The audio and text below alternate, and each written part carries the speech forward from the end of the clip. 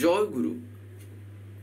আমরা শ্রী শ্রী ঠাকুরকে জীবনে যে ধরে চলার কথা বলি, এই ধরে চলায় দেখবেন অনেক রকম ঘটনা, অনেক রকম কথা আমরা শুনতে পেয়ে থাকি। বিশেষ করে তাকে ধরে চলায় আমাদের এমনই কিছু কিছু ক্ষেত্রে শিক্ষালাভ হয়, যেখানে আমরা বুঝে থাকি যে চলনাটা কেমন হওয়া উচিত, বা সেই চলাটা আমার জীবনে ঠিক ছিল কি ছিল না। দেখবেন এইরকম অনেক ঘটনা নিজের জীবনেও যেমন ঘটে, ঠিক অপরের ক্ষেত্রেও এইরকম ঘটে থাকে, আর যা আমরা ঘটনা আকারে শুনে থাকি। তাই এই জীবনে বলতে পারেন যে এত কিছু যে ঘটছে, তাকে মাথায় নিয়ে তার কথাকে মেনে চললে কি ঘটে, আর তাকে মাথায় নিয়ে তার কথাকে না মেনে চলে যে কি ঘটে, সেটা অনেক এইরকম জলজ্যান্ত উদাহরণ আছে। এখনো হয়তো দেখা যাবে এমন অনেক মানুষ আছেন যাদের সাথে এরকম ঘটেছে, আবার এমন অনেক মানুষ যাদের নাম হয়তো আমরা শুনেছি বা যারা হয়তো ছিলেন, তাদের জীবনেও ঘটনা আছে। তাই এই রকম বিভিন্ন ধরনেরই ঘটনা আমরা শুনে থাকি। এই যে একটা কথা যে আমরা শুনলাম, ঠাকুরকে মাথায় নিয়ে চলা আর তার কথাগুলিকে মেনে, আরেকটা যে শুনলাম ঠাকুরকে মাথায় নিয়ে চলা অথচ তার কথাগুলিকে মানছি না। এই যে দ্বিতীয়বার যে কথাটা যে আমরা শুনলাম, অর্থাৎ তাকে মাথায় নিয়ে চলছি আর তার কথাটা মানছি না, বাস্তবে কিন্তু এই বাক্যটারই, এই কথাটারই কিন্তু কোনো অস্তিত্ব নেই যদি বলা যায়। কেন নেই না, তার কারণ তাকে মাথায় নিয়ে চলা অর্থটা কি আমি এটাই বুঝিনি, না হলে আমি ঠিক তার কথাগুলিকেও মেনে চলতাম। তাকে মাথায় নিয়ে চলা অর্থটাই হলো আমি তার কথাগুলিকে অনুসরণ করছি, নিজের চরিত্রে ফুটিয়ে তোলার চেষ্টা করছি, চরিত্রগত করার চেষ্টা করছি। আর যেটাকে ঠাকুর কি বলছেন না, ঠাকুরত্ব জাগ্রত, ঠাকুরত্ব যে জাগ্রত করার কথা ঠাকুর যে বলেছেন, এই কথাটার অর্থ হচ্ছিল সেটা। তাই তাকে যখন আমি মাথায় নিয়ে চলছি, অ্যাট দ্যাট টাইম এই কথাটাও কিন্তু সেই জায়গায় খাটবে যে আমি তার কথাগুলিকেও তার মানে কিন্তু সেক্ষেত্রে আমি মানছি। নাহলে আমি এটাও বলতে আমার নিজেরই দ্বিধা হওয়ার কথা, নিজেরই তখন খারাপ লাগবে যে আমি কিভাবে বলছি যে আমি তাকে মাথায় নিয়ে চলছি। যে বাস্তবে তার মনের মতন হতে চায়, তার মনের মধ্যে কিন্তু এই চিন্তাগুলোই চলবে যে আমি এখনো তার কথাগুলিকে অনুসরণ করতে পারলাম না, তাকে নিজের মধ্যে ফুটিয়ে তুলতে পারলাম না, তার মানে আমি এখনো কিছুই করতে পারিনি, আমার আরো করা লাগবে, আমি আরো করতে চাই। এই বলতে পারেন চিন্তা ভাবনা নিয়েই সে ক্রমাগতিতে সে তখন এগিয়ে যাওয়ার প্রচেষ্টায় থাকবে। কিন্তু তাকে এই যে মাথায় নিয়ে চলায়, এবারে হয়তো দেখবেন জীবনে আমরা অনেক রকম যে ঘটনা যে শুনে থাকি, দেখবেন আমরা একটা কথা অনেকেই, প্রায় বলতে পারেন অনেকেই, একটা কথা আমরা কি ভাবি যে যারা তাদের কাছাকাছি থাকেন, যারা তাদের সঙ্গ সান্নিধ্যে সদা সর্বদা থাকেন, বুঝি তারা যা বলেন, তারা যা করেন সবই ঠিক। বাস্তবে কিন্তু তা মোটেই না। দেখবেন এই কথাটা এমনকি যারা তার কাছে থাকেন তারা নিজেরা কিন্তু কখনোই বলেন না। এমনকি পরম পূজ্যপাদ শ্রী শ্রী আচার্যদেব একদিন এক দাদাকে, তিনি অর্থাৎ একটি দাদা এক নিবেদন নিয়ে বিভিন্ন কথা বলছিলেন, সেই সময় আচার্যদেব বলছেন যে আমার আশেপাশে যারা থাকে ভাববেন না যে আমি তাদের জন্য যে সব কিছু করি, আমি যদি করে দিতাম তাহলে কিন্তু তারা সেই প্রচেষ্টায় ঠাকুরকে নিজের জীবনে ফুটিয়ে তুলতে পারবে না, পারতও না। তাই আমি আমার ঠাকুরকে আমার জীবনে কেমন সাজাবো, কেমন রূপ দেব, সেটা আমার কাছেই ডিপেন্ড করছে, সেটা আমার হাতের মুঠোতেই আছে। যে যার মতন করে ঠাকুরকে তার জীবনে সাজিয়ে তুলবে, সে সেই রকম ভাবে ঠাকুরকে নিজের জীবনে পাবে। সেই রকম প্রাপ্তি ঘটবে তার। তাই তার কাছেই যে আছে, তিনি যে সব কিছু হয়ে উঠেছেন তা কিন্তু মোটেই না, বা তিনি যে সব কিছু হয়ে গেছেন। দেখবেন বাস্তবে তাদের কাছে যারা থাকেন, যেটা বেশিরভাগ ক্ষেত্রেই দেখা যায়, তাদের কথাবার্তা, তাদের চাল চলন আলাদা ধরনেরই হয়। খুবই সেগুলো বলতে পারেন মানুষকে আকর্ষণ করে থাকে। হয়তো আমরা সব ক্ষেত্রে দেখতেও হয়তো পাবো না, হয়তো কিছু কিছু ক্ষেত্রে একটা দুটো এক্সেপশনও হতে পারে। যেমন আজকে এই যে ঘটনাটা যে এখন শুনবো, শ্রী শ্রী ঠাকুরের ক্ষেত্রে, ঠাকুরের কাছে যারা বসে থাকতেন, এবারে তার মানে কি তারা বিশাল বড় কিছু হয়ে গেছেন, তারা সব কিছু জেনে গেছেন, সব কিছু বুঝে গেছেন?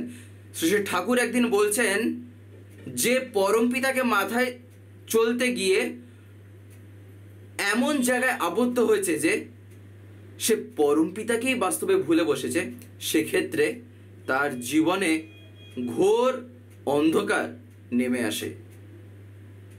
সে যদি নিজেই সেক্ষেত্রে যদি এমনই কিছু করতে চেষ্টা করে যেটায় সে নিজে ভাবছে যে নিজে একটা বিশাল বড় কিছু পারবে, নিজে একটা বিশাল বড় কিছু করছে, সেক্ষেত্রে তার জীবন কিন্তু ঘোর অন্ধকারাচ্ছন্ন। কেন এই কথাটা ঠাকুর বলেছিলেন? যেমন একটা ঘটনা, একবার শ্রী শ্রী ঠাকুর বসে আছেন, সেই সময় ব্রজদা অর্থাৎ ব্রজগোপাল গুরু তার নাম, এবারে ব্রজদা সেই সময় ঠাকুরের কাছে এসছেন। তখন বলতে পারেন দীক্ষা নিয়েছেন, কিংবা ব্রজদার যে সেই মুহূর্তে যে বয়স সেই রকম যে একটা খুব, তা কিন্তু না। এবারে ব্রজদা সেই সময় ঠাকুরের কাছে এসছেন। তিনি যখনই ছুটি পেতেন, তিনি সেই সময় ফাঁক পেলেই তিনি দৌড় দিতেন। এবারে ঠাকুর কাছে তিনি সেই রকমভাবে একবার এসছেন। ঠাকুর তাকে জিজ্ঞাসা করছেন, এই তুই ঋত্বিক আছিস না? ঠাকুর তাকে জিজ্ঞাসা করছেন, অর্থাৎ ব্রজদাকে, এই তুই ঋত্বিক আছিস না? তখন ব্রজদা বলেন, ঠাকুর আগে না। তখন তিনি ঠাকুর বলেন, আগে না। তখন শ্রী ঠাকুরের পাশে একজন বসেছিলেন, যেমন বলতে পারেন ঠাকুরের আশেপাশে যারা যে বসে থাকতেন, যেমন কেষ্টদা, প্রফুল্লদা, পঞ্চানন্দা, অনেকে যারা যারা থাকতেন, তো এইরকম একজন ছিলেন। এবারে সেই দাদাটিকে ঠাকুর বলেন, উয়েকে বড় খোকার কাছে নিয়ে যা, উয়েকে বড় খোকার কাছে নিয়ে যা। তার মানে এই ব্রজদাকে দেখিয়ে বলছেন ঠাকুর যে এনাকে শ্রী বড়দার কাছে নিয়ে যেতে। এবারে সেই দাদাটি ঠাকুরকে প্রণাম করে ব্রজদাকে নিয়ে গেলেন। এবারে ব্রজদাকে যে তিনি শ্রী বড়দার কাছে নিয়ে যাচ্ছেন, তখন ব্রজদা এই দাদাটিকে জিজ্ঞাসা করেন, আচ্ছা দাদা, ঠাকুর আমায় যে বললেন যে ওখানে যেতে, ওখানে কি হবে, বা মানে ওখানে কিছু কি আছে তেমন কিছু করার মতন? তখন বলতে পারেন শ্রী বড়দার যেখানে সেই সময় ছিলেন, ওই যে বলতে পারেন শ্রী ঠাকুরের ভোগ যেখানে হয়, সেই যে একটা বলতে পারেন গাছ আছে, সেই গাছের পাশে সে ঘরে তখন সেই দাদাটি নিয়ে যাচ্ছেন, এখনো পৌঁছাননি। তখন সেই দাদাটি ব্রজদাকে বলেন, শ্রী শ্রী বড়দা মনে হয় আপনাকে পাঞ্জা দেবেন।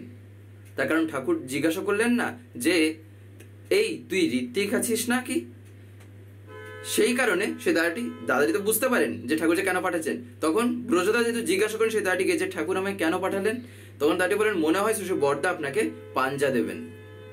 তখন ব্রজদা বলেন যে আমার কি যোগ্যতা হয়েছে, আমি কতটুকু আর যোগ্য হয়ে উঠেছি যে আমি তার পাঞ্জা নেব, আমি তার পাঞ্জা বহন করব? তখন ব্রজদা তাকে বলেন সেই দাদাটিকে, ব্রজদা তো তখন তেমন কিছু বয়স না বা তেমন তো কিছু না, তিনি তার ভাব অনুযায়ী তিনি বলছেন। এবারে ব্রজদা তাকে বলেন যে আগে আমি তার পাঞ্জা কিভাবে গ্রহণ করব, আমি তো সেই যোগ্য এখনো হয়ে উঠতে পারিনি, সেই যোগ্যতায় তো আমি পৌঁছাইনি। আপনি এমন একটা কিছু বলেন যাতে আমি সেটা এখন না নিতে পারি। তখন সেই দাদাটি এক্ষেত্রে করণীয় কি ছিল? করণীয় যেটা তা হচ্ছিল দাদাটির বোঝানোর কথা যে ঠাকুরের আদেশ বা ঠাকুরের যে ব্রজদা তো সেই সময় একদম প্রথম এত তো তিনি বলতে পারেন সেই রকমভাবে যে ঠাকুরকে ধরে বা করে যে হয়েছেন সেই স্টেজটা এখনো পৌঁছায়নি। দীক্ষা নিলে যে ফট করে সবকিছু হয়ে যায় তা কিন্তু মোটেই না। চলতে চলতে অভ্যাস করতে করতে একটা জিনিস হয়। এবারে যারা আগে থেকে ঠাকুরকে ধরে চলছেন, যারা ঠাকুরকে ধরে মাথায় নিয়ে আছেন বিশেষ করে, তাদের তো দরকার যে বুঝিয়ে দেওয়া, সেই মুহূর্তে ঠিক পথটা ধরিয়ে দেওয়া। তার কারণ সেই মুহূর্তে ব্রজদার কাছে যেটা মনে হচ্ছে তিনি সেটাই বলেছেন। এই না যে তিনি কোনো কিছু কথা বাড়িয়ে বলার চেষ্টা করছেন যে এইরকম আমি কি হয়ে উঠেছি বা কিছু না, তিনি তার মনের কথা বলেছেন। তখন দাদাটি বলেন, সেই দাদাটি যিনি নিয়ে গেছিলেন ঠাকুরের আদেশে, তখন সেই দাদাটি বলেন, তাহলে আপনি একটা কাজ করেন, আমরা এই যে আলোচনাগুলো শুনছি বা দেখছি, একটা জিনিস লক্ষ্য রাখা দরকার, আমরা কি প্রত্যেকদিন এই ভিডিওগুলো পাই এই স্বস্তিতীর্থ থেকে বা চ্যানেল থেকে? দেখবেন আপনারা হয়তো অনেকে এমন আছেন যারা ইউটিউব খোলার পরে এরকম স্ক্রল করেন, দিলে আপনারা দেখতে পান। কিন্তু আপনাদের যদি ডেলি তার কথা শুনতে হয়, প্রত্যেক দিন যদি শুনতে হয় পরমপিতার কথা বা বিভিন্ন ঘটনা বা দর্শনের উপর আলোচনা, তাহলে আপনাকে তো চ্যানেলটাকে সাবস্ক্রাইব করে রাখতে হবে, যেটা অনেকে আমি দেখতে পাই হয়তো করতে জানেন না। বিশেষ করে যারা একটু বয়স্ক আছেন বা যারা মানে এতটা এক্সপার্ট নন মোবাইলের ক্ষেত্রে, তাদের কাছে আমি বলছি, আপনারা যদি না পারেন তাহলে বাড়িতে যারা ছোটরা আছে তারা এইসবে একদম পুরো মাহির, এক্সপার্ট, হাতের খেলা তাদের কাছে, তাদেরকে বলবেন, তারা করে দেবে। বলবেন সাবস্ক্রাইব করে পাশের যে একটা বেল আইকন আসবে ওটা প্রেস করে অল করে রাখতে। দিলে কি হবে, আমি যে ভিডিওগুলো আপলোড করব, আপলোড করা মাত্রই আপনাদের মোবাইলে নোটিফিকেশন চলে যাবে। নেট যদি অন থাকে তাহলে নোটিফিকেশন চলে যাবে যে ভিডিও আপলোড হয়ে গেছে। তখন আপনারা সেখানেই ডাইরেক্ট প্রেস করে ইউটিউবে ঢুকে দেখতে পারবেন। তখন আপনাদের ইউটিউব খুলে আর খুঁজতে হবে না, তাই না? তাই আপনারা যাতে প্রতিদিন শুনতে পান, তাই আপনারা এটা অতি অবশ্যই করে রাখবেন। আপনি এই মুহূর্তে এখান থেকে চলে যান, আর এই কয়েক মাস এখানে আসবেন না।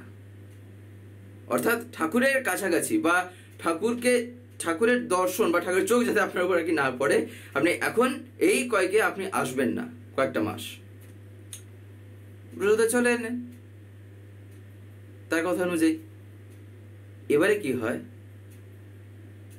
ঘটে পরবর্তীকালে এমন একটা ঘটনা যেখানে দেখা যায় যে দাদাটি আর শ্রী বড়দার কাছে ব্রজদাকে নিয়ে যাননি, কথাটা ব্রজদা নিজে কিন্তু বলেছেন।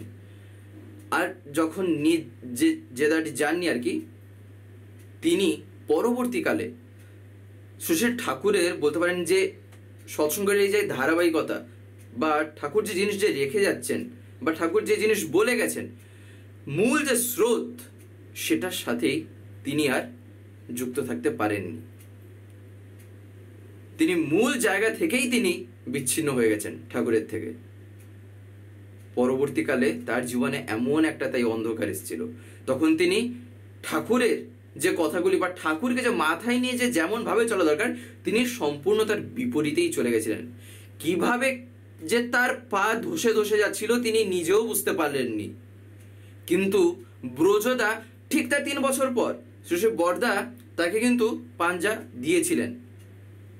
ব্রজদা যখন বুঝতে পারেন যে ওটা ঠিক হয়নি, তখন শ্রী বড়দা, ব্রজদা যেহেতু সেটা অনুতাপ করেছেন, ব্রজদার জন্য শ্রী বড়দা তখন প্রায়শ্চিত্তের করে বলে দিয়েছিলেন যে প্রায়শ্চিত্তটা কিভাবে করতে হবে। শ্রী বড়দা 3 বছর পরে এমনকি পাঞ্জাও দিয়েছিলেন ব্রজদাকে। কিন্তু যেটা ঘটলো সেটা কি, যে দাদাটিকে শ্রী ঠাকুর বলেছিলেন তিনি তো ঠাকুরের কথাটাই তো রাখলেন না। ব্রজদা বা জানতেন না, কিন্তু তিনি তো ঠাকুরের সঙ্গ সান্নিধ্যে তো থাকতেন বা তিনি তো ঠাকুরের কাছেই তখন থাকতেন, তা সত্ত্বেও তিনি পালন করতে পারেননি ঠাকুরের সেই কথাটি। আর জীবনে যে কেমন অন্ধকার নেমেছে তাহলে ভাবেন। এই হচ্ছিল ভয়ঙ্কর পরিণাম ঘটে যখন তার কথা আমি অমান্য করি। এই কারণে তিনি যা বলছেন সেগুলিকে মেনে চলা দরকার। আচার্যদেব আমায় যা বলছেন সেটা আমি পালন করব। আমার পূজ্যপাদ অবিন্দা যেটা বলছেন সেটা আমার মঙ্গলের জন্যই বলছেন। আমি হয়তো তা দেখতে পারছি না, কিন্তু তার কথাটা যখন আমি মেনে চলবো, আমি মঙ্গলের অধিকারী হয়ে উঠবো। আর কে হবে? আমি মানলে আমি হব, আরেকজন মানলে আরেকজন হবে, তাই না? তো যাই হোক, আজকের এই ভিডিওটা এবার আমি এখানেই শেষ করবো। শেষ করার আগে আপনাদের কাছে একটি কথা বলবো, যদি আজকের এই ভিডিওটা আপনাদের ভালো লেগে থাকে তাহলে একটি লাইক করে দেবেন, সবার ভিতরে শেয়ার করে দেবেন, কেমন লাগলো নিচে একটি কমেন্টে লিখে জানাবেন। আর যদি চ্যানেলটিকে এখনো সাবস্ক্রাইব করে না থাকেন তাহলে অতি অবশ্যই চ্যানেলটিকে সাবস্ক্রাইব করে পাশে বেল আইকন প্রেস করে অল করে রাখতে একেবারেই ভুলবেন না, আরও এরকম বিভিন্ন নতুন এবং ইন্টারেস্টিং ভিডিও সবার আগে পাওয়ার জন্য। জয় গুরু, বন্দে পুরুষোত্তম।